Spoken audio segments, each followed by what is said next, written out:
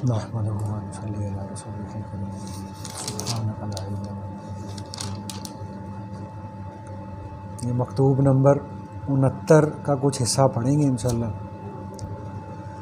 یہ لکھا ہے محمد مراد بدخشی کی طرف لکھا ہے، نماز کے تعدیل ارکان، طمانینت اور صفوں کی درستی کے بیان میں، اور اس بیان میں کہ جب کفار کے ساتھ جہاد کرنے کے لیے جائیں تو نیت صحیح کر لیں تاکہ اس پر نتیجہ مرتب ہو، اور نماز تہجد کا حکم کرنا اور کھانے میں احتیاط کرنا اور اس کے متعلق بیان میں۔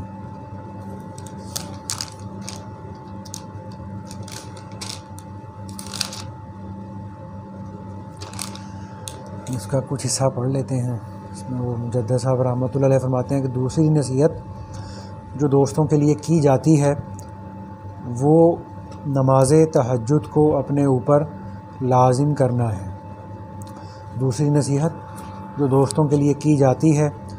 وہ نماز تہجد کو اپنے اوپر لازم کرنا ہے، جو طریقے کی ضروریات میں سے ہے۔ یہ بات بالمشافہ بھی آپ سے کہی گئی تھی۔ اگر یہ چیز دشوار ہو اور بیدار ہونا خلاف عادت میسر نہ ہو تو اپنے متعلقین کی ایک جماعت کو اس کام کے لیے مقرر کر دیں تاکہ وہ وقت پر آپ کو توہن اور کرہن بیدار کر دیں اور آپ کو خواب غفلت میں نہ پڑا رہنے دیں۔ جب چند روز ایسا کریں گے تو امید ہے کہ اس دولت پر بے تکلف مداومت میسر ہو جائے گی۔ ایک اور نصیحت یہ ہے کہ لقمہ میں بہت احتیاط رکھیں۔ یہ ٹھیک نہیں ہے کہ جو بھی جہاں کہیں سے ملے کھا لے، اور حلال و حرام شرعی کا کچھ لحاظ نہ رکھے۔ یہ شخص خود مختار نہیں ہے کہ جو چاہے کرے، بلکہ اس کا ایک مولا جل سلطانہ ہے جس نے اس کو امر اور نہی کا مکلف بنایا ہے، اور انبیاء علیہم الصلاۃ والتسلیمات کے ذریعے جو دنیا جہان والوں کے لیے سراپا رحمت ہیں، اپنی رضامندی اور عدم رضامندی کو ظاہر کر دیا ہے۔ وہ شخص بہت ہی بدبخت ہے جو اپنے آقا کی مرضی کے خلاف کام کرے اور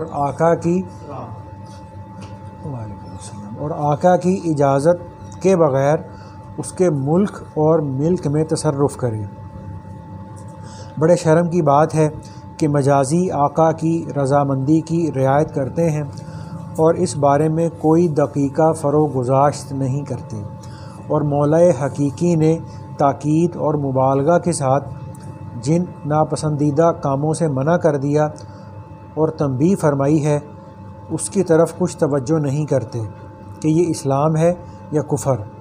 خوب غور کرنا چاہیے، ابھی کچھ نہیں بگڑا اور اب بھی گزشتہ کوتاہیوں کا تدارک ہو سکتا ہے۔ حدیث التائب من الذنب کمن لا ذنب لہ، گناہوں سے توبہ کرنے والا ایسا ہے گویا اس نے کوئی گناہ ہی نہیں کیا۔ یہ قصور کرنے والوں کے لیے بشارت ہے۔ اس کے باوجود اگر کوئی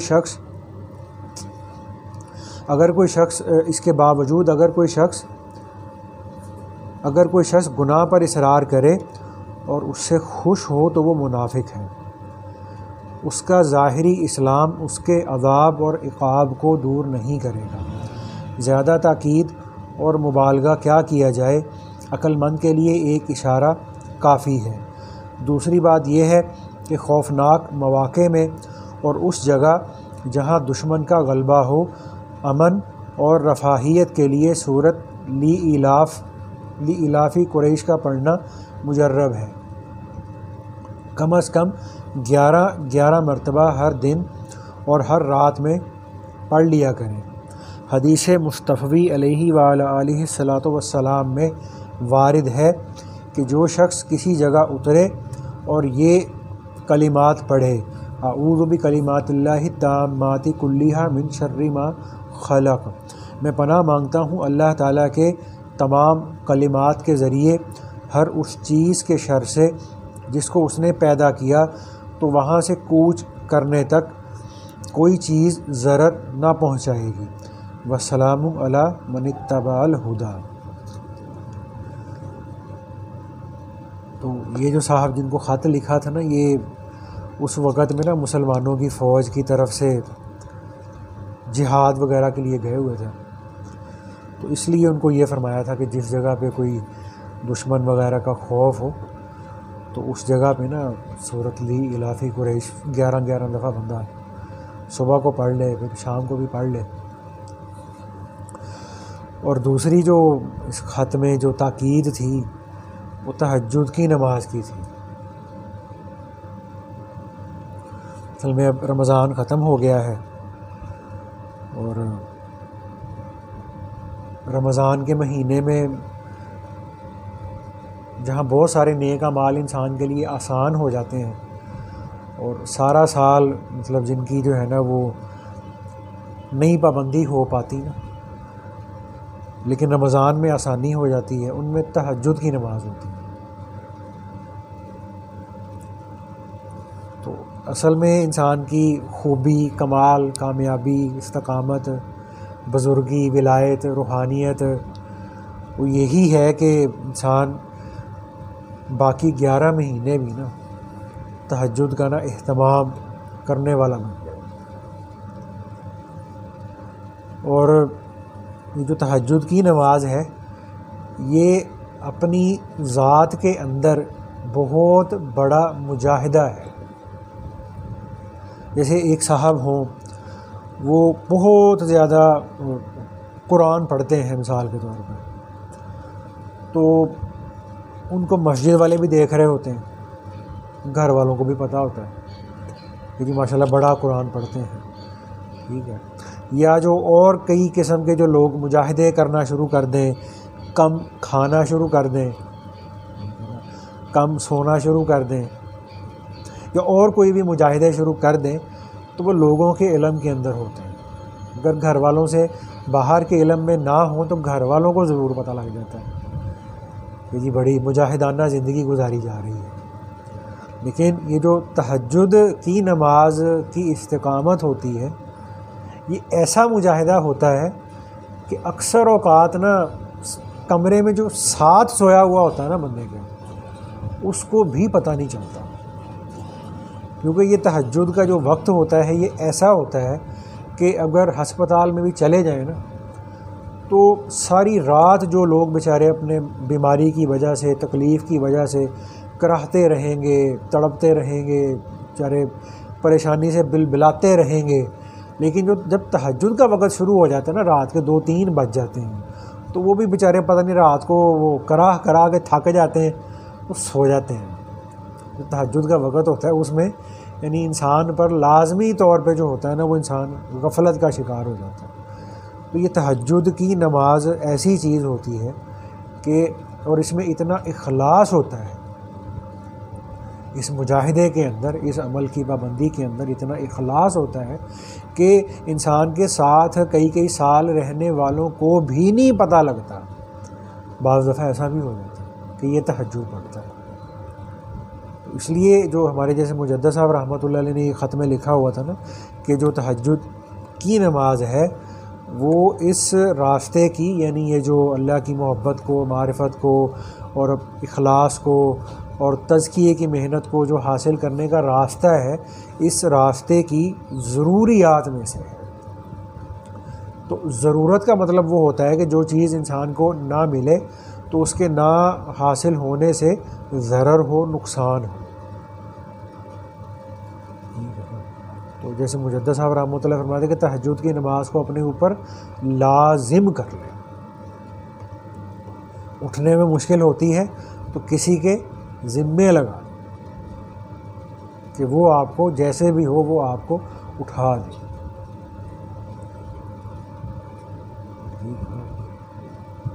اور جیسے ہمارے جو پرانے جو حضرات ہوتے تھے صوفیاء میں،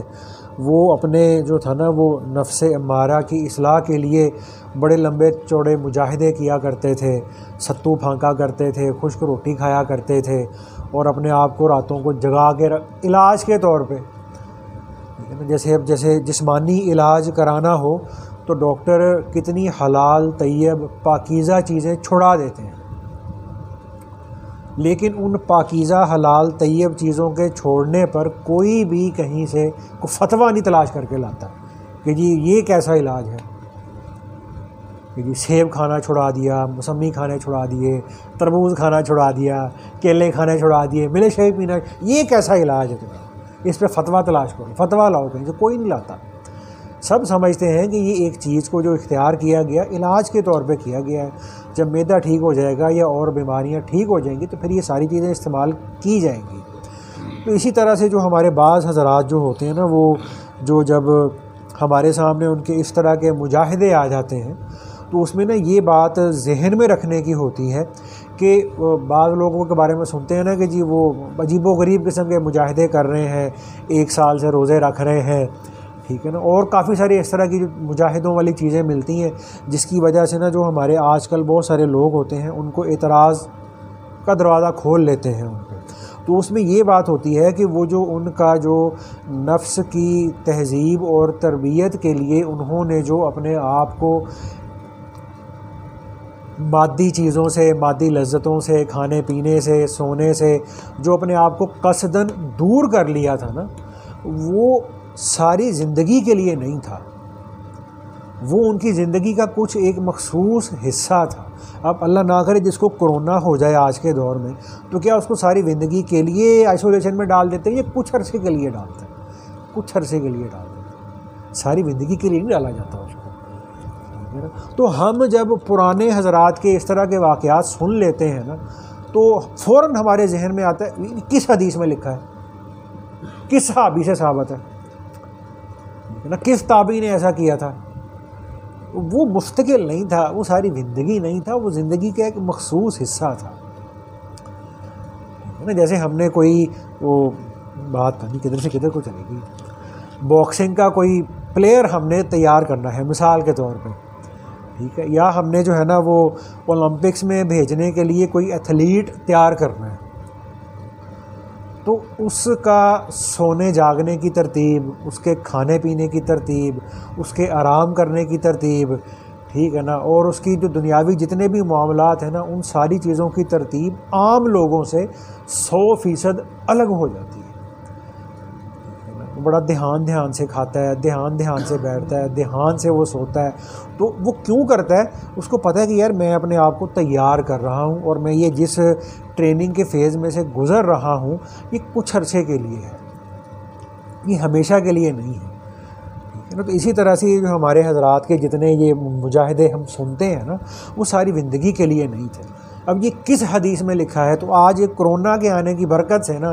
بہت ساری دین کی چیزیں سمجھنا، تصوف پہ اعتراضات کو سمجھنا آسان ہو گیا۔ اب یہ کس حدیث میں لکھا ہے کہ جناب آپ نے 1 میٹر کا فاصلہ رکھ کے نماز پڑھنی ہے؟ ساری دنیا نے پڑھی کہ نہیں پڑھی؟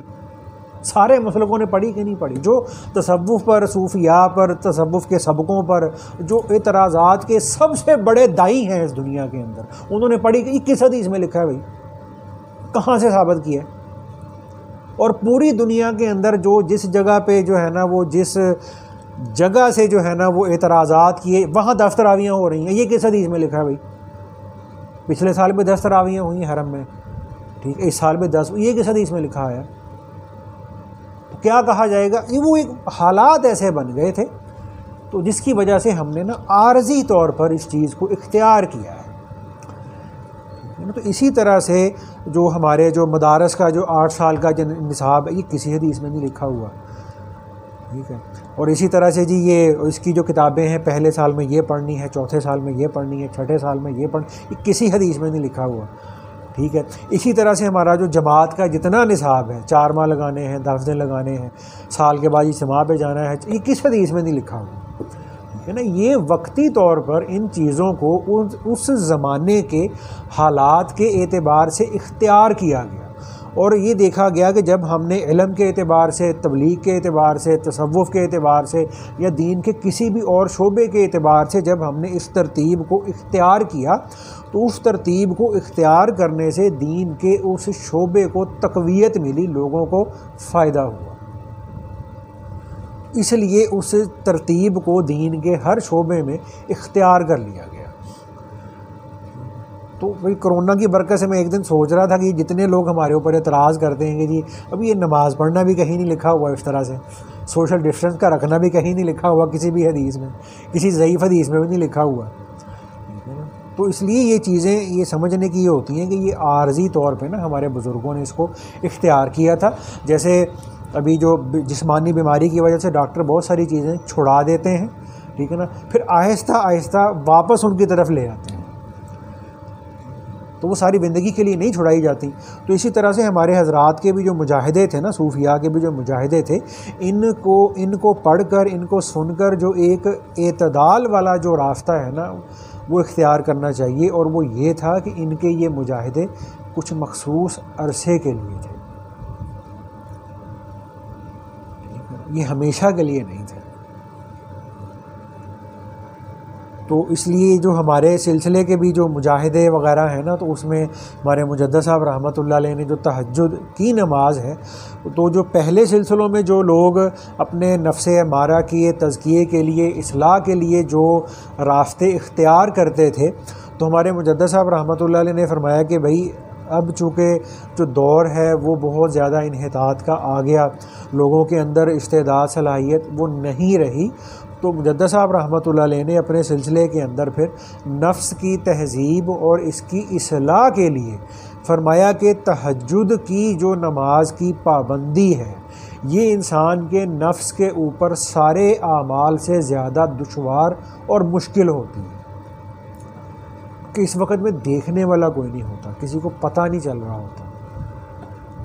تو اس لیے بھائی یہ نہ ہو کہ اب رمضان ختم ہوا تو ہماری اب تہجد بھی 1 سال کے لیے رخصت ہو جائے، ایسا نہ ہو. جیسے ملا علی قاری رحمۃ اللہ علیہ نے فرمایا تھا لیس من الکاملین من لا یقوم اللیل،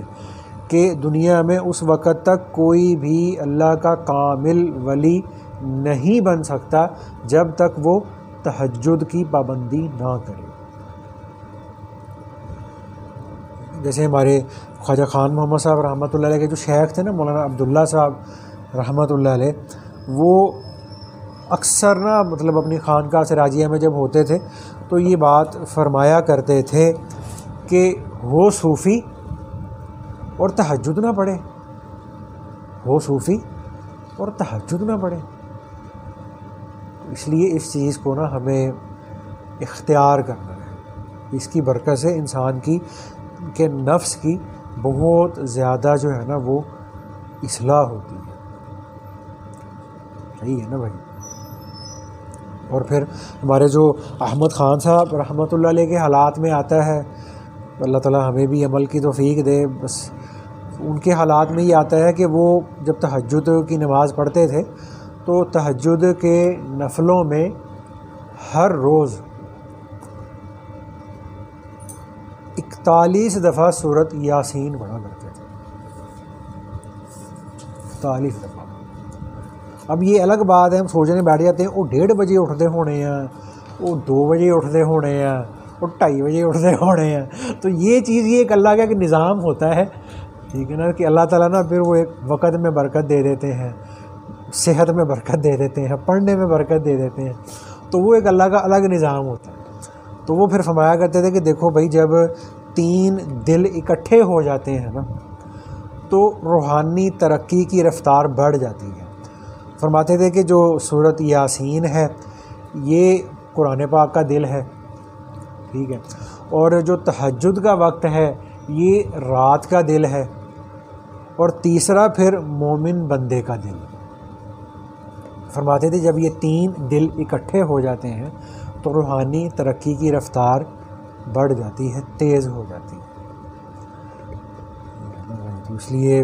اس کی ہمیں نا بھائی کوشش کرنی چاہیے، ٹھیک ہے نا، اللہ تعالیٰ سے مانگنا بھی چاہیے، دعا بھی کرنی چاہیے کہ اللہ ہمیں، اور پھر حتیٰ کہ یہ اللہ تہجد پر ایسی استقامت دے کہ پھر موت تک، قبر تک یہ عمل ساتھ جائے. صحیح ہے نا. جیسے وہ ایک حدیث پاک کے اندر آتا ہے نا جس کا مفہوم ہے کہ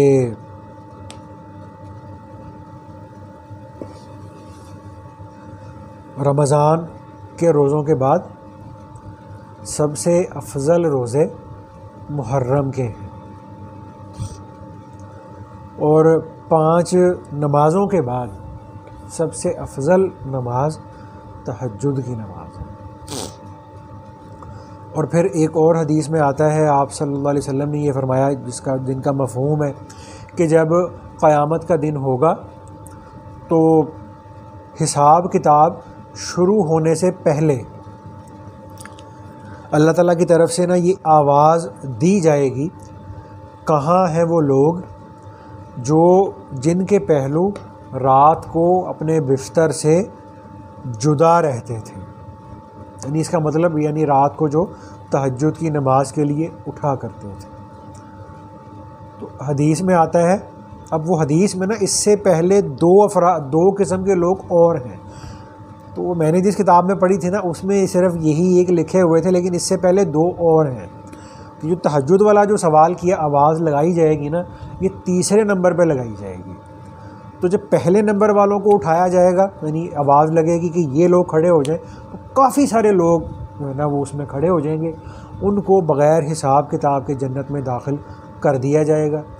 پھر جو دوسری ایک آواز لگے گی کہ جی کہاں ہیں فلاں عمل کرنے والے لوگ، وہ کھڑے ہو جائیں، تو وہ کھڑے ہو جائیں گے تو وہ جنت میں چلے جائیں گے، تو ان کی جو تعداد ہے وہ پہلوں سے کم ہوگی۔ اور پھر تیسرے نمبر پہ یہ آواز لگے گی، کہاں ہیں وہ لوگ جن کے پہلو رات کو بستر سے جدا رہا کرتے تھے، تو ان کی تعداد سب سے کم ہوگی۔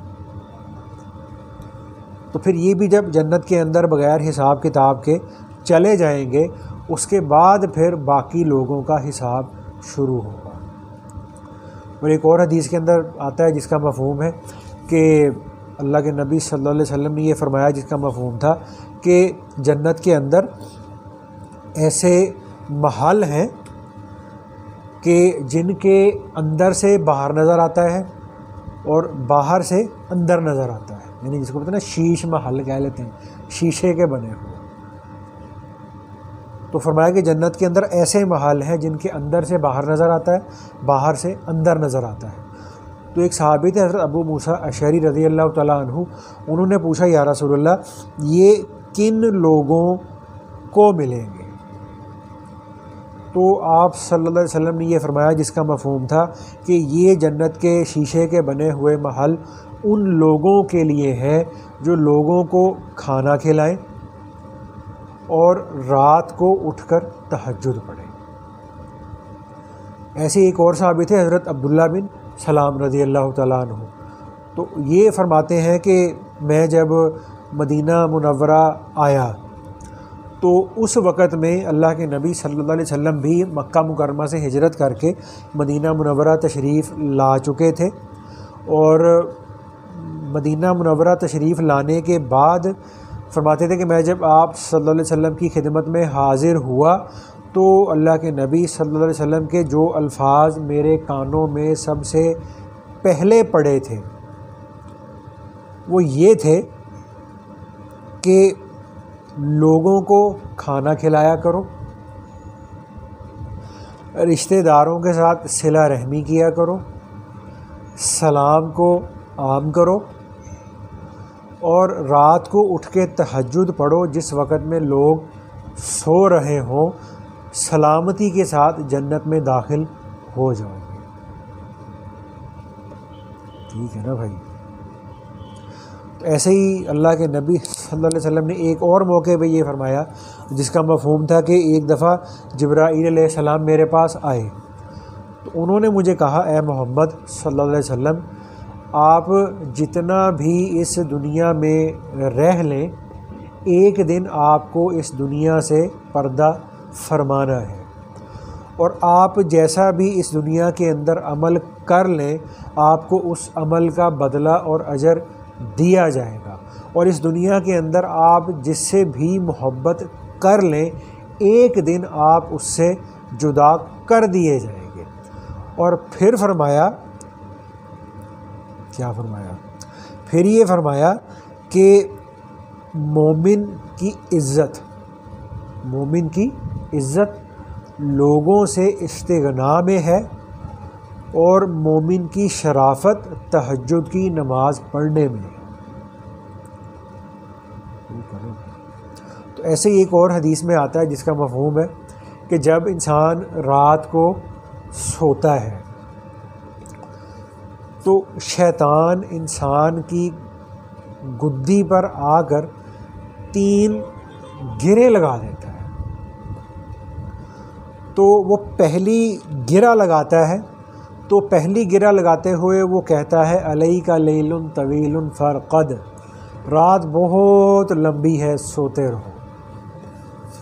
پھر وہ انسان کے اوپر دوسری گرہ لگاتا ہے، پھر کہتا ہے علیک لیل طویل فرقد، رات بہت لمبی ہے سوتے رہو۔ پھر تیسری گرہ لگاتا ہے، پھر یہی کہتا ہے رات بہت لمبی ہے سوتے رہو۔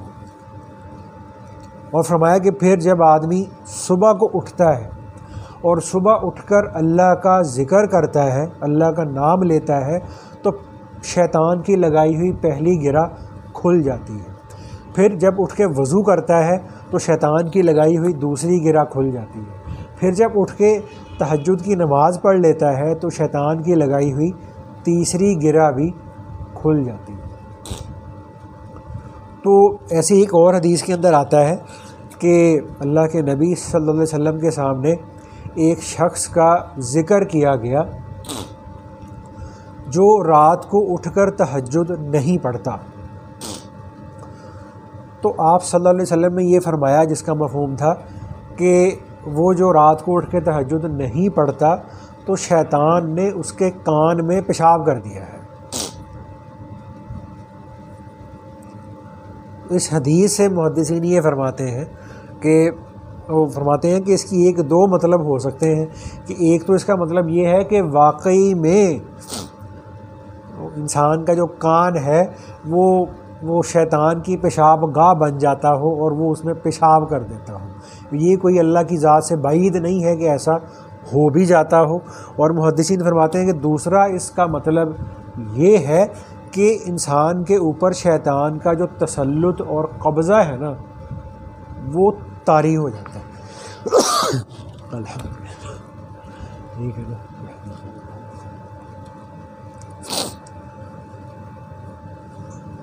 تو پھر اس میں حضرات نے یہ بھی فرمایا ہے کہ جو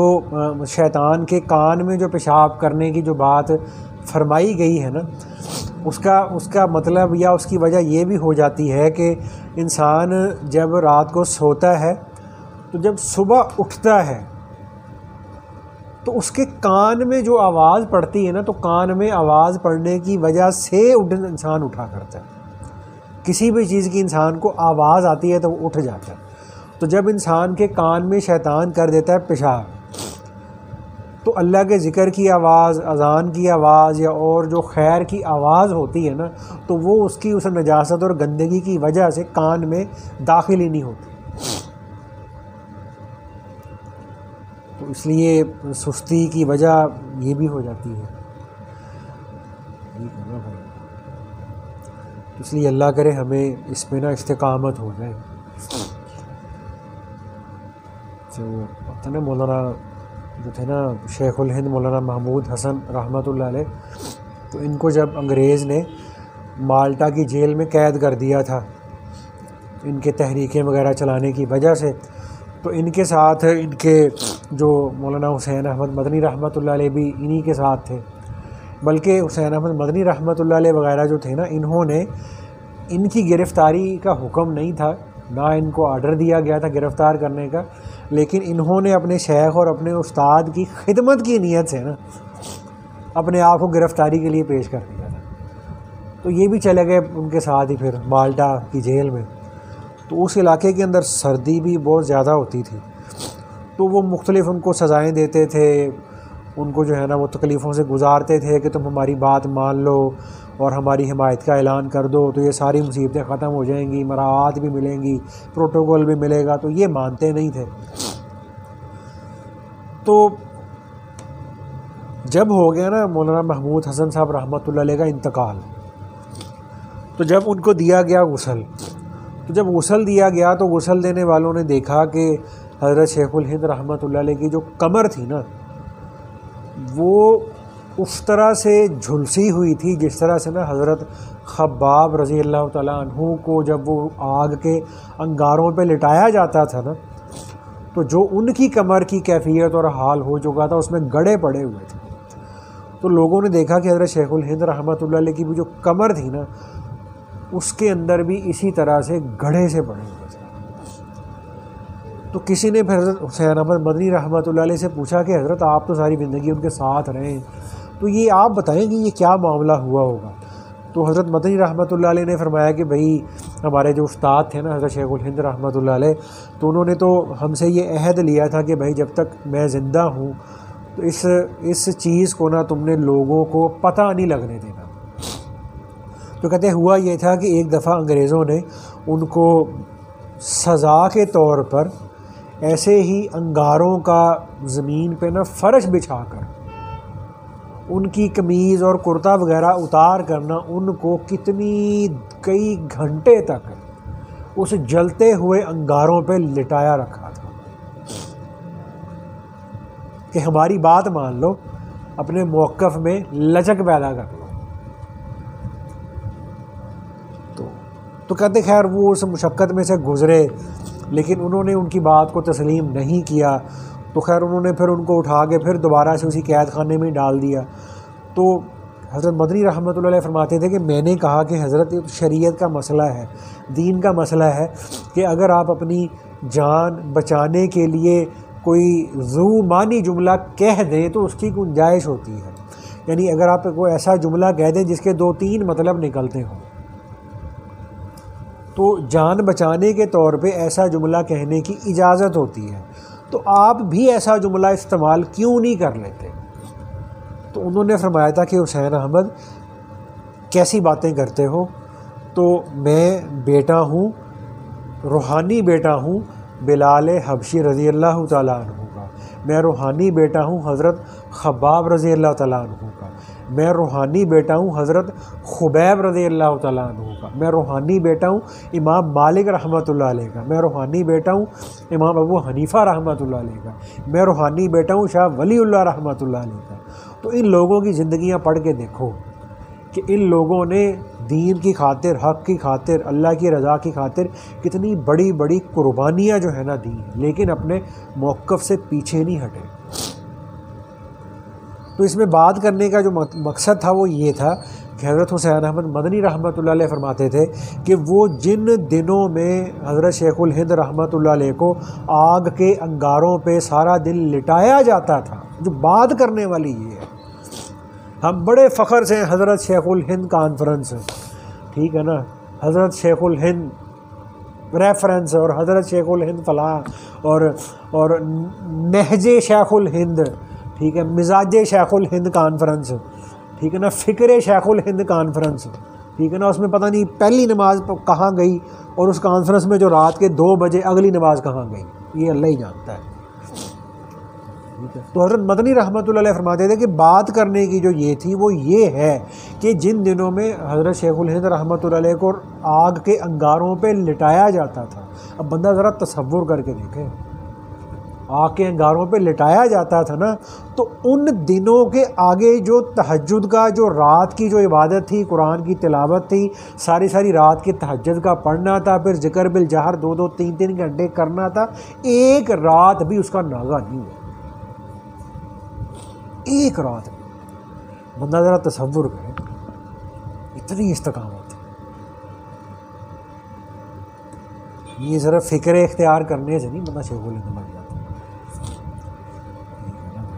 تو اتنا جو ہے نا وہ اہتمام تھا. تو اسی لیے پھر اللہ نے ان کو جو ہے نا وہ دنیا آخرت میں اتنا زیادہ چمکایا، اللہ نے ان سے اتنا زیادہ کام لیا. تو یہ جو ہوتی ہے نا رات کی محنت، جو تہجد کا پڑھنا، راتوں کو اٹھ کے اللہ سے رونا، دعائیں کرنا، ان سے جو ہوتا ہے نا انسان کے اندر میں نا حال پیدا ہوتا ہے. ایک ہوتا ہے نا قال،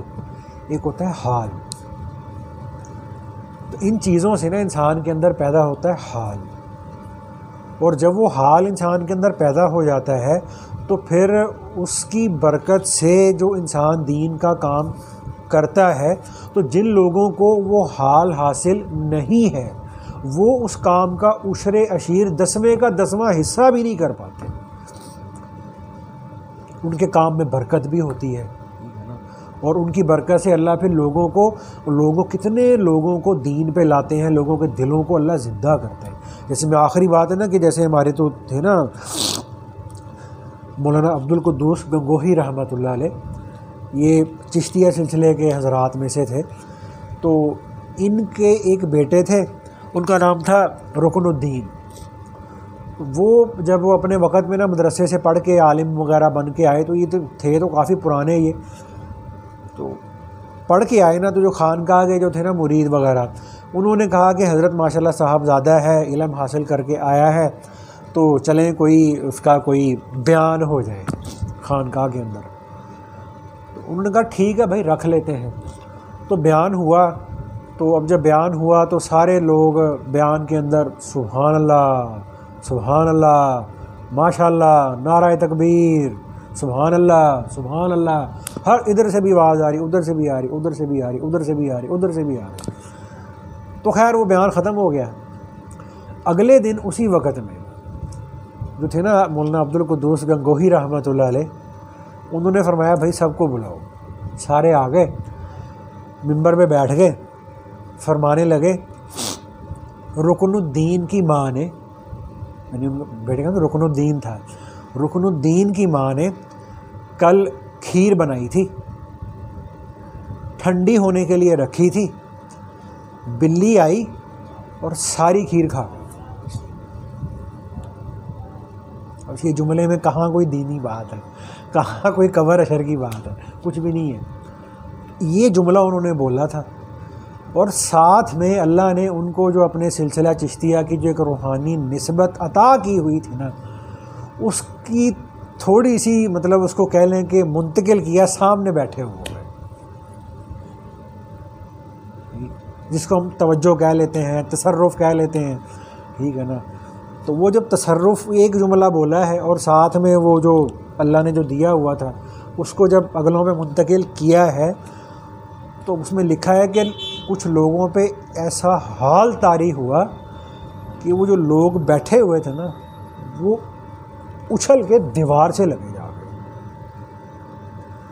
اور کچھ لوگ تھے انہوں نے اپنے جو سر تھے نا وہ زمین میں مار دیے,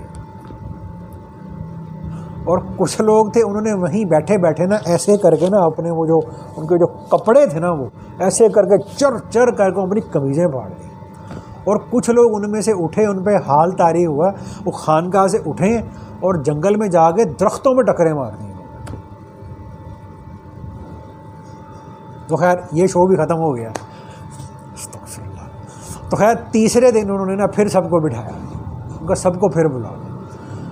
تو سب کو تیسرے دن بلا کے انہوں نے فرمایا کہ بھائی دیکھو وہ جو تم نے پہلے دن بیان سنا تھا نا, ٹھیک ہے نا, اس کے اندر صرف قال ہی قال تھا, اس کے اندر بالکل روحانیت نہیں تھی, اس کے اندر کوئی بھی اللہ تعالیٰ کی ذات کے ساتھ جو باطنی یا ایک روحانی نسبت, ایک لگاؤ, ایک تعلق, محبت والا, معرفت والا, بندگی والا وہ بالکل بھی نہیں تھا. تو جس کی وجہ سے تم لوگوں نے سبحان اللہ ماشاء اللہ سبحان اللہ ماشاء اللہ تو بڑا کیا, لیکن اندر تک کسی کے کچھ نہیں گیا, زبانوں کی بات زبان تک رہ گئی. اور فرمانے لگے کہ پھر میں نے اللہ کی توفیق سے جو بات کی تھی اس میں کوئی دینی بات نہیں تھی.